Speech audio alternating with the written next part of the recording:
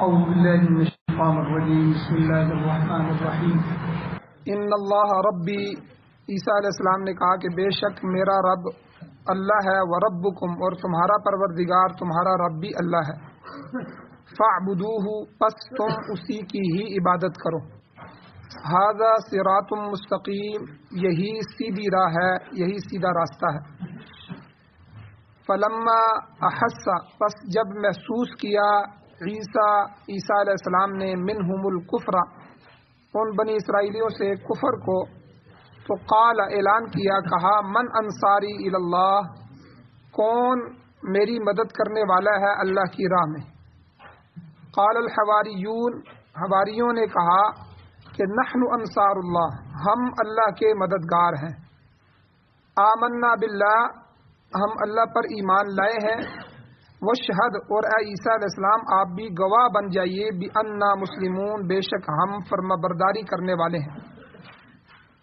پھر انہوں نے اللہ سے ایک دعا کی ربنا اے ہمارے پروردگار آمنا ہم ایمان لائے ہیں دونوں چیزوں پر بما انزلتا ایک تو اس کتاب پر جو آپ نے نازل کی واتبعنا الرسول اور ہم نے رسول کی اتباع کی فاکتبنا مع الشاہدین بس آپ ہمیں گواہی دینے والوں میں لکھ دیجیے آگے اللہ فرماتے ہیں کہ یہودیوں نے وہ مکر کیا خفیہ تدبیر کی عیسیٰ علیہ السلام کو شہید کرنے کی لیکن وہ مکر اللہ نے بھی ان کے مقابلے میں ان کو بچانے کے لیے خفیہ تدبیر واللہ خیر الماکرین اور اللہ تعالی بہترین تدبیر کرنے والے ہیں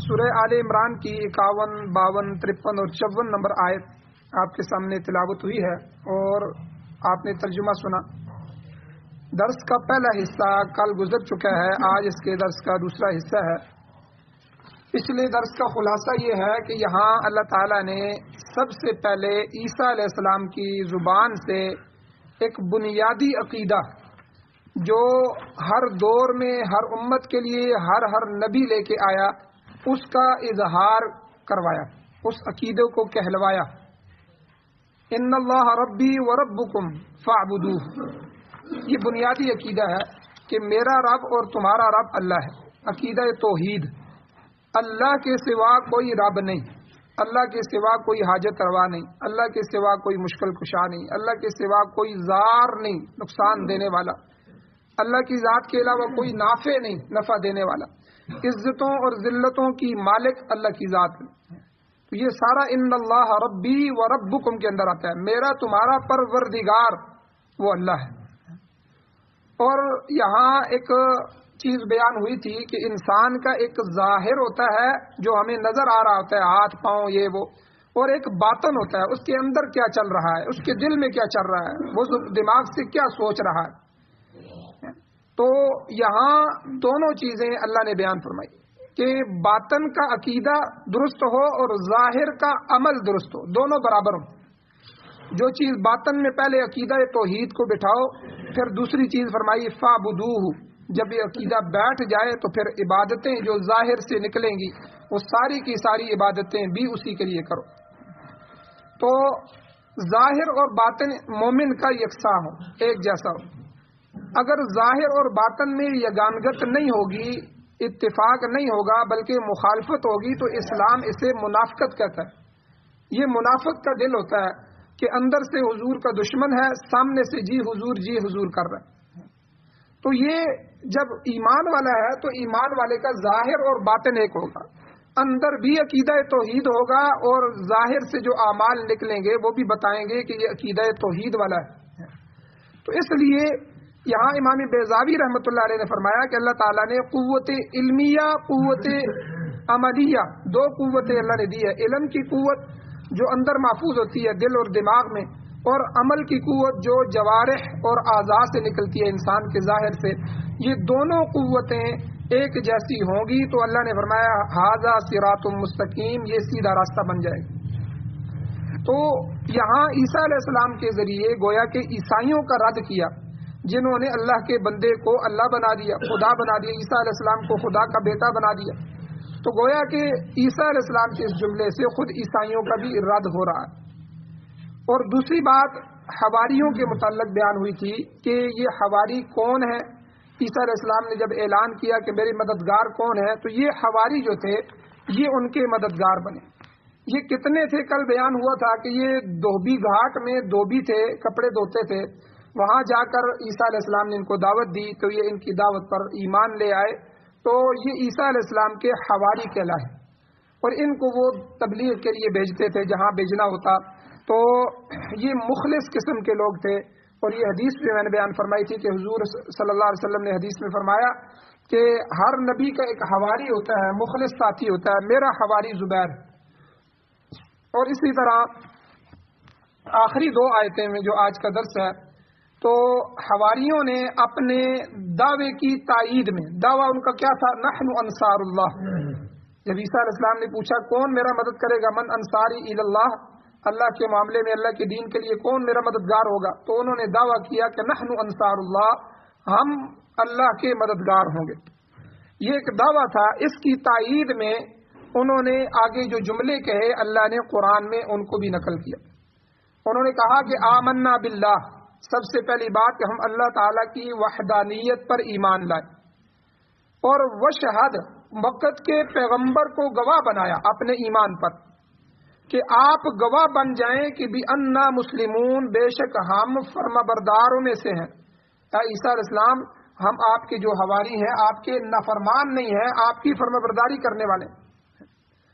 اور پھر انہوں نے جب یہ کام کر لیا، اپنا دعویٰ پیش کیا اور دعوے کے اوپر انہوں نے ایمان کی مہر لگائی اللہ تعالیٰ کی وحدانیت اور پیغمبر کو اس کے اوپر گواہ بنا لیا. پھر ان حواریوں نے اللہ تعالیٰ سے دعا فرمائی، ربنا، اے ہمارے رب، آمنا بما انزلتا، بے شک ہم ایمان لائے ہیں اس چیز کے ساتھ جو تو نے نازل کی ہے، یعنی جو کتاب تو نے ہمیں انجیل دی ہے، اے اللہ تیری کتاب پر ہم ایمان لائے. واتبعنا الرسول، اور دوسری بات کہ ہم نے رسول عیسیٰ علیہ السلام کی پیروی کی ہے، اتباع کی ہے. تو یاد رکھیں یہ 2 چیزیں بہت ضروری ہوتی ہیں کہ ایک تو اللہ کی کتاب پر ایمان لانا، دوسرا اللہ کے پیغمبر کی بات کو تسلیم کرنا، اس کی بات کو ماننا.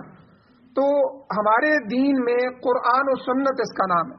قرآن اللہ کی کتاب ہے، سنت حضور کے طریقے. قرآن و سنت پر جو چلے گا وہی کامیاب ہوگا. جو قرآن اور حضور کے اتباع نہیں کرے گا وہ ہمیشہ کے لیے ناکام ہو جائے. تو اس لیے ہمارے ہاں جو سب سے بڑی کمزوری ہے وہ یہی ہے کہ نہ ہم کتاب پڑھتے ہیں، نہ اس کو سمجھتے ہیں، نہ اس کو سیکھتے ہیں، نہ اپنی اولادوں کو پڑھاتے ہیں.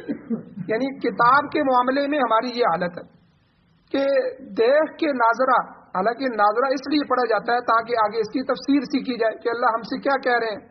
اپنی اولادوں کو عالم بنایا جائے، ان کو سکھایا جائے کہ وہ پڑھ کے ہمیں بتائیں کہ اللہ کا قرآن ہم سے کیا مطالبہ کر رہا ہے، اللہ نے یہ کتاب کیوں بھیجی ہے، اس میں کیا بیان کیا، پیغمبروں کے یہ واقعات کیا ہے، کس طرح پیغمبر اپنی اپنی قوموں میں آئے. یہ عیسیٰ علیہ السلام کا واقعہ آپ کے سامنے آ رہا ہے، ان کے حواریوں کا واقعہ آ رہا ہے، ان کی قوم کا واقعہ آ رہا ہے کہ پیغمبروں کے ساتھ کس طرح ہوا، کس طرح کیا دعوت انہوں نے دی، قوم نے کیا کیا، حواریوں نے کیا کہا. تو اب قرآن پاک کے ساتھ ہماری یہ حالت.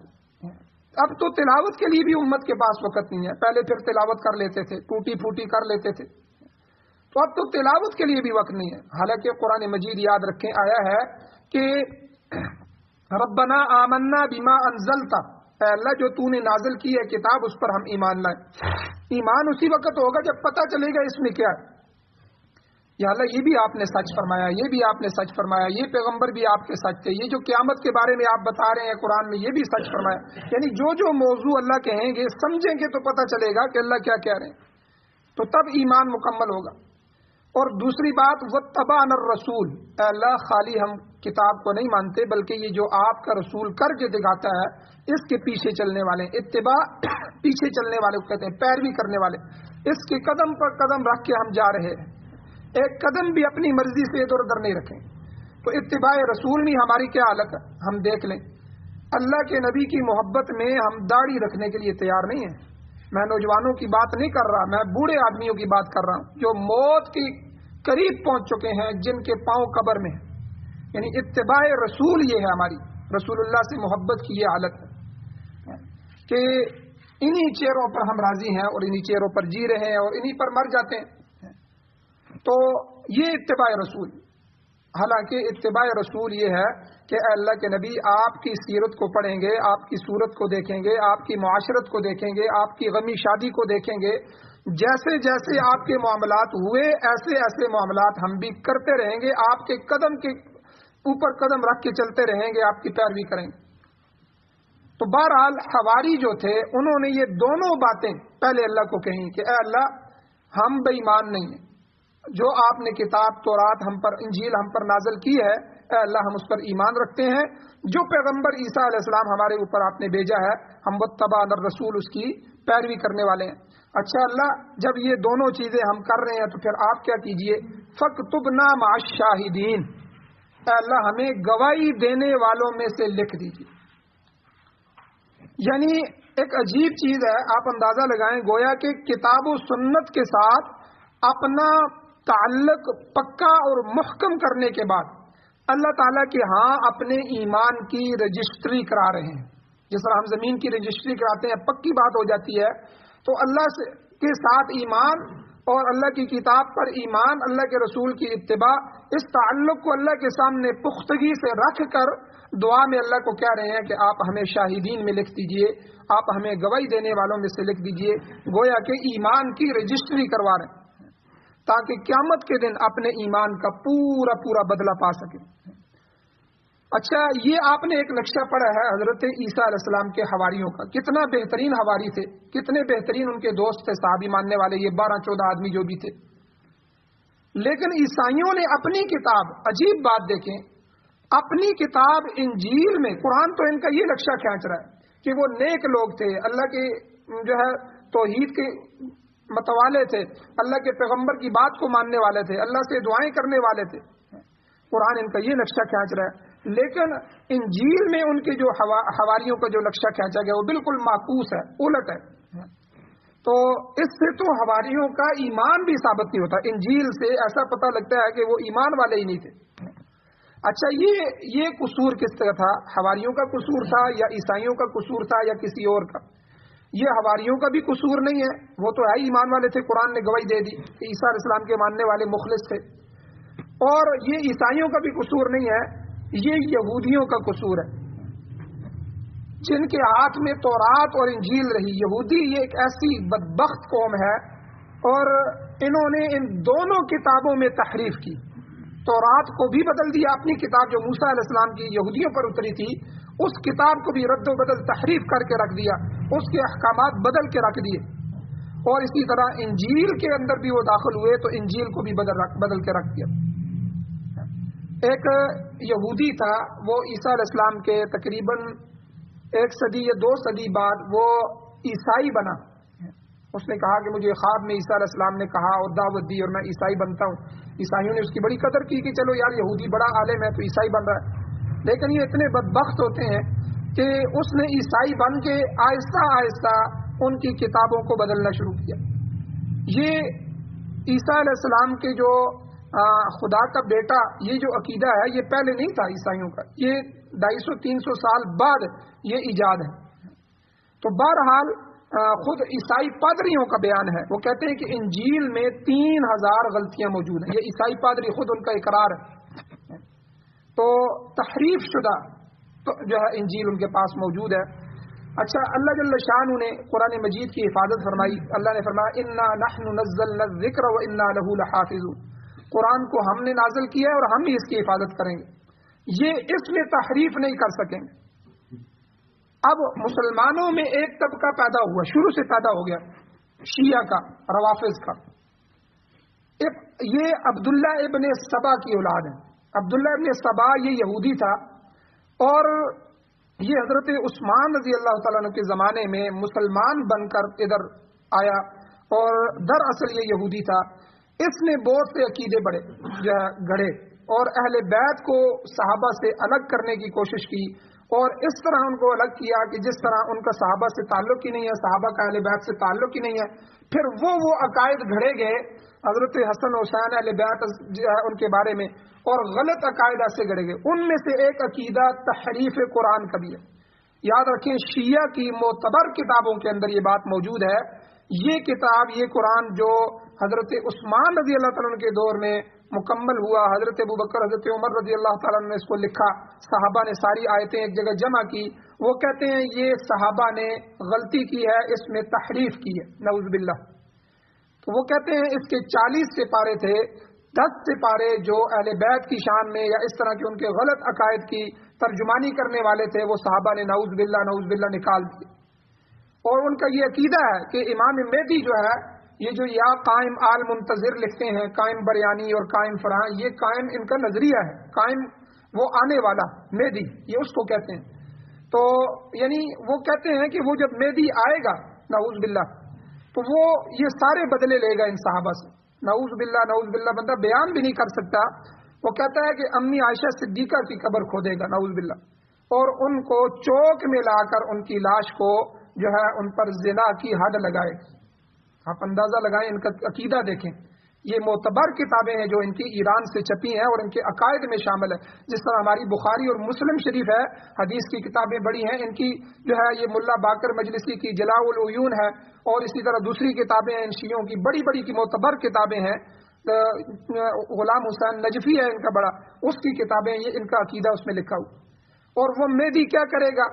वो मेहदी नऊज़ बिल्लाह जो दो शैतान, नऊज़ बिल्लाह, ये लफ्ज़ मैं नकले कुफर नबाशत, कि कुफर को नकल करना ये कुफर नहीं होता, सिर्फ इसलिए कि आपको बताने के लिए कि ये कितना गलीज फिरका है।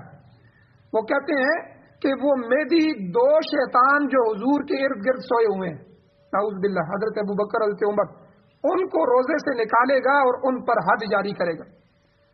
और ये जो कुरान छुपाया गया है इमामों से, आगे चलता चलता 12वां इमाम लेके गार में चला गया, असली कुरान, वो कुरान उस वक्त आएगा और वो कुरान फिर पूरी दुनिया पढ़ेगी, उसी में निजात हो। तो ये शिया का अकीदा है, आप फिर अंदाजा लगाएं और बनाएं उनको दोस्त। और बहरहाल ये यहूदियों की अब्दुल्ला इब्ने सबा की नस्ल है। ये एक नस्ल मुसलमानों में ऐसी आई है जिसको इस्तेमाल किया गया, लेकिन वो इस्तेमाल नहीं हो सके। अल्हम्दुलिल्लाह कुरान आज भी मौजूद है, पूरी शक्ल में मौजूद है, हिफाजत के साथ मौजूद है। सहाबा ने बड़ी हिफाजत के साथ इसको जमा किया, और सहाबा इकराम में से जलीलुल कदर सहाबा इकराम, हजरत ज़ैद इब्ने साबित, हजरत उमर फारूक, हजरत अबू बकर सिद्दीक रज़ी अल्लाह ताला अन्हु, हजरत उस्मान, ये बड़े बड़े अजल सहाबा की सरकर्दगी में इस कुरान मजीद को एक जगह जमा किया गया और इसको लिखा गया। तो बहरहाल ये ईसाइयों की हालत है कि उनकी अपनी किताब में हवारियों का जो नक्शा इंजील ने खींचा है, उसमें तो उनका ईमान साबित नहीं होता, और ये सब यहूदियों की कारकर्दगी है।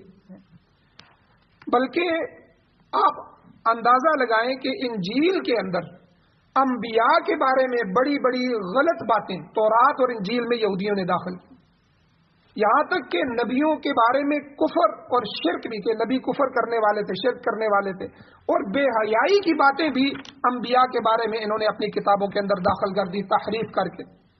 मैं सिर्फ आपको एक मिसाल दूंगा, बाकी नहीं बताऊंगा, वक्त कम है। बहरहाल हजरत दाऊद अलैहिस्सलाम के बारे में यहूदियों ने अपनी किताब तौरात में तहरीफ की, लिखा कि हजरत दाऊद अलैहिस्सलाम जो है अल्लाह के पैगंबर थे, और उनका एक कमांडर इन चीफ था, बड़ा कमांडर, और उसकी बीवी पर आपकी नजर पड़ गई, तो उसकी बीवी आपको पसंद आ गई। अब वो चाहते थे कि किसी तरह ये मारा जाए और इसकी बीवी से मैं निकाह कर लूं। अब एक सख्त जंग के अंदर हजरत दाऊद अलैहिस्सलाम ने अगले मोर्चों में उसके खावन को भेजा, और वो वहां मारा गया, और पैगंबर दाऊद अलैहिस्सलाम ने उसकी बीवी से निकाह किया। आप अंदाजा लगाएं कितना बड़ा बेहयाई की बात पैगंबर की तरफ मंसूब की गई। और उलुल अज़म पैगंबरों में से सुलेमान अलैहिस्सलाम, दाऊद अलैहिस्सलाम बड़े पैगंबरों में से। तो ये यहूदियों के कारनामे हैं। युहर्रिफून अल कलिमा अम मवादिही, कुरान कहता है कि वो कलिमात को अपनी जगह से तहरीफ करते थे। ये लोग बाइबल जो थी उनकी हर एडिशन में कोई न कोई तब्दीली करते रहे। इस तरह उन्होंने खुदा की किताबों में रद्द बदल कर दिया। खुद उनकी अपनी जहनीत बिगड़ चुकी थी, मुफसिद और साजिशी किस्म के जहन है, हमेशा बनी नो इंसान की बुराई की तदबीरें सोचते रहते हैं। वो चाहते हैं कि तमाम लोग उनके दामे फरेब में फंस जाएं और फिर वो उन्हीं جسے طرح چاہیں ان کو گمراہ کرتے رہے اور ان کو تباہ کرتے رہے. یہ کم بخت ایسے بدبخت لوگ ہیں، ایسی ایسی سکیمیں بناتے ہیں، تیار کرتے ہیں جن کے نتیجے سینکڑوں سال بلکہ ہزاروں سال بعد آتے ہیں. ایسی بدبخت قوم. میں چند ایک منصوبے ان کے آپ کے سامنے رکھتا ہوں کہ انہوں نے آج سے 300 سال 400 سال پہلے مشورہ کیا کہ ہم دنیا کے سب سے تھوڑی قوم ہیں، یہودی سب سے تھوڑے ہیں، کیونکہ یہ تبلیغ نہیں کرتے، کسی کو یہودی نہیں بناتے، نہیں بننے دیتے، نہ اس کو آنے دیتے. اپنی نسل کو وہ انبیاء کی اولادیں سمجھتے ہیں اور ان کے بارے میں یہ عقیدہ ہے کہ ہم ہی خالص لوگ ہیں، باقی ساری انسانیت تو حیوان اور جانور ہیں جو انسانوں کی شکل میں ہماری خدمت کے لیے بھیجے گئے. ہم ان کو چاہیں تو تباہ کر دیں، ان کو چاہے خلاف ان کے سازشیں کریں، جو مرضی کرتے رہیں، ہمیں اجازت. اب انہوں نے پہلا مشورہ یہ کیا کہ آپ دنیا پر قبضہ کرنا چاہتے ہیں تو چند اقدام کریں. آپ یورپ میں ایسی یونیورسٹیاں بنائیں کہ پوری دنیا کا دماغ آپ کے پاس آئے گا. ہر ملک سے بڑے بڑے مالدار لوگوں، کیونکہ غریب بچہ تو پرائیویٹ اسکول بھی نہیں پڑھا سکتا، وہ تو سرکاری اسکول سے زیادہ فیس دے گا تو پرائیویٹ بھی دے دے گا. پرائیویٹ میں سے بھی جن کی 40 ہزار فیس ہے، 50 بیکن ہاؤس ہیں بڑے بڑے، ان میں تو سوچ ہی نہیں سکتے ہم. تو مالداروں میں سے بھی بہت سے مالدار وہاں جو ہے جاتے ہیں. لیکن جو بچہ باہر پڑھنے کے لیے جائے گا آپ کی یونیورسٹیوں میں سے، وہ انتہائی مالدار آدمی کا بچہ ہوگا جو اپنی اولاد کو باہر پڑھائے. جیسے زرداری کی اولاد ہے، بلاول بھٹو ہے اور دوسرے لوگ ہیں، یہ شہزادے سارے باہر پڑھ کے آئے ہیں. محمد بن سلمان ہے، یہ جو سلمان کا بیٹا ہے محمد، یہ بھی باہر پڑھ کے آیا ہے. دبئی کے امان کے جو شہزادے ہیں یہ بھی ان کی یونیورسٹیوں میں پڑھ کے آئے ہیں. یعنی یہ لوگ آپ کے پاس آئیں گے، یہ اپنی اولادوں کو آپ کے پاس پڑھائیں گے. اور یہاں آپ نے کیا کرنا ہے، ان کو تعلیم بھی دینی ہے، ساتھ ساتھ ان کو اپنا کلچر دینا ہے. اب یورپ کا کلچر کیا ہے؟ آزادی ہے، جہاں مرضی زنا کر سکتے ہیں، کوئی پوچھنے والا نہیں ہے. ٹھیک ہے، شراب پی سکتے ہیں، کوئی پوچھنے والا نہیں ہے، کوئی حکومتی پابندیاں نہیں ہے، جو مرضی کر سکتے ہیں. ہم جنس پرستی وہاں عام ہے، ہر ایک چیز کو قانونی حیثیت دی گئی، ہر برائی کو قانونی سرپرستی حاصل ہے. اب جب یہی وہاں پڑھتے ہیں تو پڑھنے کے ساتھ ساتھ یہ سارے کام کرتے ہیں. شروع سے ہی ایسے گھروں میں پیدا ہوتے ہیں جہاں عیاشی چل رہی ہوتی ہے، وہاں جاتے ہیں تو ان کی عیاشی کو آزادی مل جاتی ہے.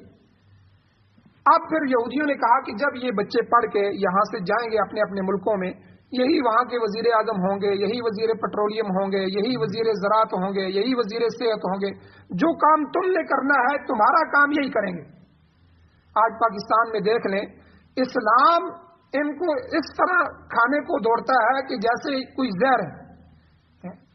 کلمہ پڑھنا نہیں آتا. حالت یہ کتنی دفعہ آپ نے میڈیا میں دیکھا، سورہ اخلاص پڑھنی نہیں آتی، کلمہ پڑھنا نہیں آتا، لیکن اسلام کے بارے میں دشمنیاں کہ کیونکہ اسلام کے مزاج کے مطابق نہیں، ان کا مزاج نہیں بنا بلکہ اس کے مخالف بنایا گیا.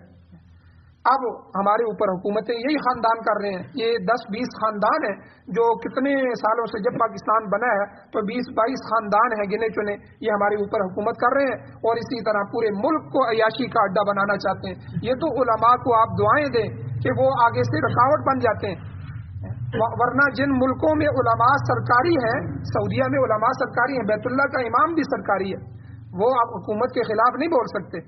حکومت نے کتنے کام کیے ہیں، کبھی بیت اللہ کے امام کو آپ نے دیکھا ہے کہ وہ بولا ہے؟ تو یعنی وہ سرکاری لوگ ہیں. اور ہمارے ہاں بھی جو سرکاری یونیورسٹیوں میں، سرکاری فیکٹریوں میں یا فوج کے اندر خطیب ہوتے ہیں، وہ سارے سرکاری ہوتے ہیں. وہ اپنے حکومت کے خلاف، چاہے حکومت سود کو حلال کرتی رہے، چاہے جو مرضی کرتی رہے، چاہے انہی سے آ کر سود کے اوپر دعا کرواتی رہے، وہ آئیں گے اور دعا بھی کریں گے، لیکن وہ نہیں بول سکتے، سرکاری جو ہے. تو یہ پاکستان کے علماء کو اللہ جل شانہ نے یہ آزاد رکھا ہے. آپ 10 روپے دیتے ہیں ایک رکشے والا شام کو مدرسے میں آ کر، یہ 10 روپے ان کو قبول ہیں لیکن حکومت کی 10 لاکھ قبول نہیں. تو یعنی مانگ مانگ کے آپ کے بچوں کو انہوں نے پڑھایا ہے اور مدارس کو آباد رکھا ہے. کبھی چمڑے آپ سے لیے ہیں، کبھی زکاتیں آپ سے لی ہیں، کبھی صدقات آپ سے مانگے ہیں کہ مدارس کو آباد کرو، ان بچوں کو پڑھاؤ. یہ آباد رہیں گے تو تمہارا ملک آباد رہے گا، تمہارا ایمان بچا رہے گا. تو یہ ورنہ یہودیوں نے جو ہے یہی کیا ہے. تو بہرحال ایک تو انہوں نے یونیورسٹیاں بنائی جن کے اثرات ہم دیکھ رہے ہیں. تو یہ 40 سال پہلے جو محمد بن سلمان جو کر رہا ہے، یہ آج نہیں کر رہا، یہ اچانک نہیں کر رہا. مسلمان ہے لیکن یہ ان کے ہاتھوں میں پڑھ کے آیا، ان کے ہاتھوں میں جو ہے بڑا ہوا ہے. تو ہمارے عمران خان کے بیٹے کہاں ہیں؟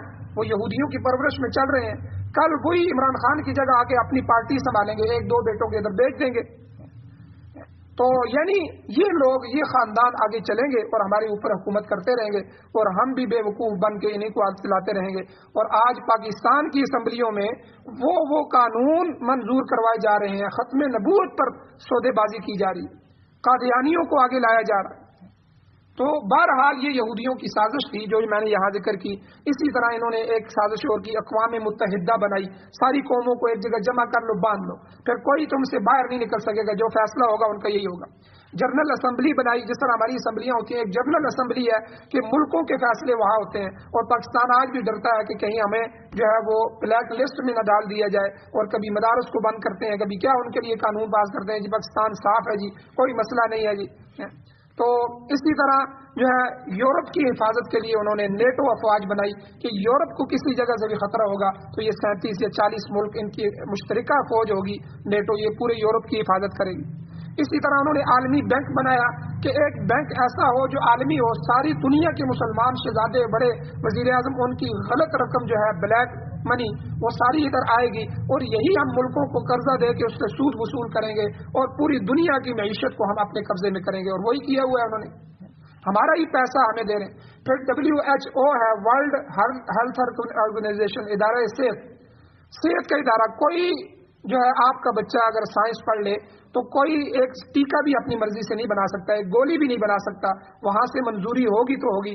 اب کورونا کے نام پہ ہمیں ٹیکہ بھی لگائے جا رہے ہیں، پتہ نہیں کیا لگایا جا رہا ہے، اور اسی طرح پولیو کے نام پہ پتہ نہیں کون سے قطرے دیے جا رہے ہیں جن کا ریکارڈ ہی کوئی نہیں ہے. اب وہ کیا ہے جی WHO دے رہی ہے. اب ہم مجبور ہیں، ملک مجبور ہو گئے ہیں کہ ان کی طرف سے آرڈر کو مانیں.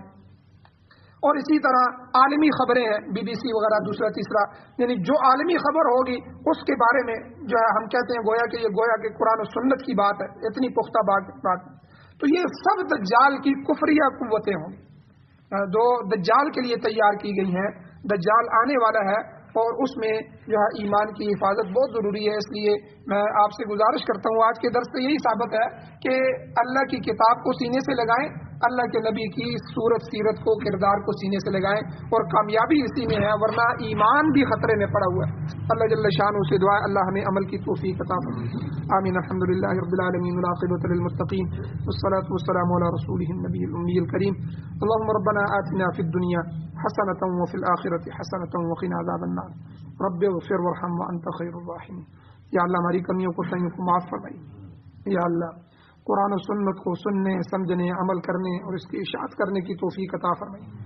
یا اللہ قرآن و سنت کو بطور آئین، بطور دستور، بطور ضابطۂ حیات ہمیں ہمارے پیارے ملک میں اور پوری دنیا میں یا اللہ اس کا غلبہ عطا فرمائے. یا اللہ سارے باطل نظاموں کو ختم فرمائیے. یا اللہ ہمیں اپنا نظام عطا فرمائیے. امارت اسلامیہ شریعہ خلافت راشدہ کا قیام نصیب فرمائیے. یا اللہ جو بیمار ہیں ان کو شفا عطا فرمائیے. یا اللہ جو مقروض ہیں ان کے قرضوں کے پورا کرنے کے اسباب پیدا فرمائیے. خاتمہ ہم سب کا ایمان پر فرمائیے. صلی اللہ تعالی علی خیر خلقہ محمد وآلہ وصحبہ اجمعین برحمتک یا ارحم الراحمین.